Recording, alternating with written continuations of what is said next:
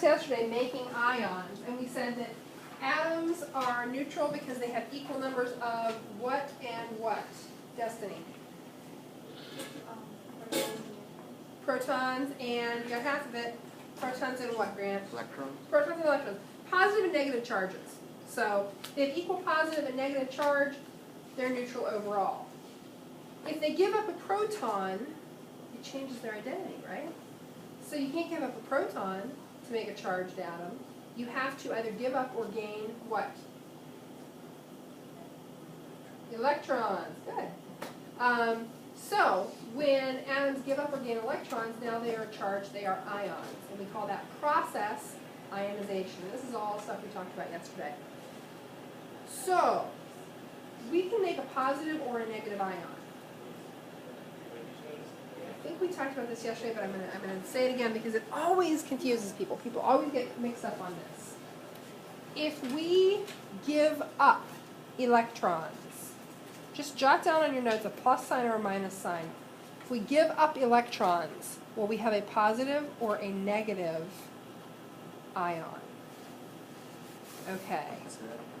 If we give up an electron, will we have a positive or a negative electron, or a negative ion?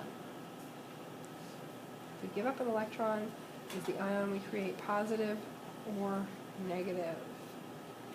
I haven't heard from you yet, Leanne. You want to? Yeah, it's positive. So did you hear about the sodium atom? I live in a really dangerous neighborhood. And there was a shootout right outside Sodium's house. And so Sodium called the police and said, you need to send someone right away. There's somebody shooting in the street and I've been hit. And they said, I've been hit. I've lost an electron. And the police said, are you sure you've been hit? And Sodium said, I'm positive.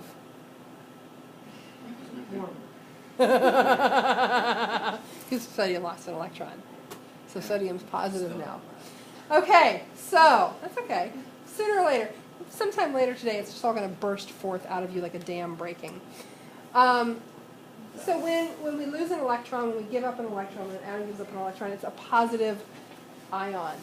And that takes some amount of energy. No matter how willing an atom is to give up an electron, like in the case of sodium, there is still some energy holding it there. So it takes some amount of energy to remove an electron. We call that ionization energy. Now this is only for removing an electron. Ionization energy is only the energy that we're talking about with removing an electron. We have a different name for the energy change when we add an electron. Okay, so we abbreviate that as IE. Within a period, that first group, sodium, etc., give up their electrons pretty darn easily. They have one electron. If they give it up, they're down to a stable configuration. They're down to looking like an... Basically, here's the thing. Noble gases are the cool kids. Every atom wants to be like a noble gas, if they can. So this is where looking at the noble gas notation is real helpful. What do you have to give up in order to be like a noble gas? Think about the noble gas notation for sodium. Noble gas notation for sodium is Ne3S1. What does sodium have to give up to be just like a noble gas? That one electron on the 3s orbital. And then it looks just like neon. It's very, very happy. So the alkali metals give up electrons easily. And as a result, they have a very low ionization energy.